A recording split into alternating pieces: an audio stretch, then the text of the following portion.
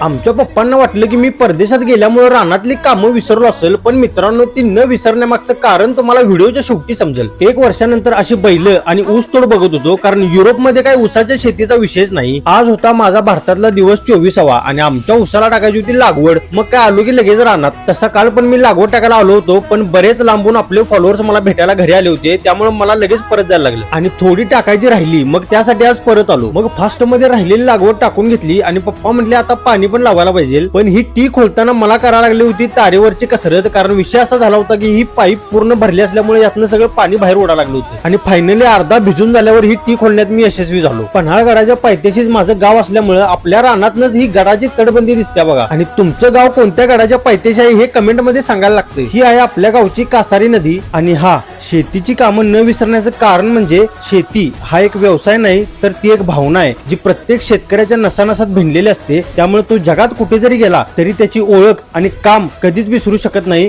कारण तोच आहे या जगाचा पोशिंदा. उद्याची भरारी असेल परदेशात, पण आजचा दिवस मात्र आपल्या रानात. प्राऊड टू बी शेतकरी.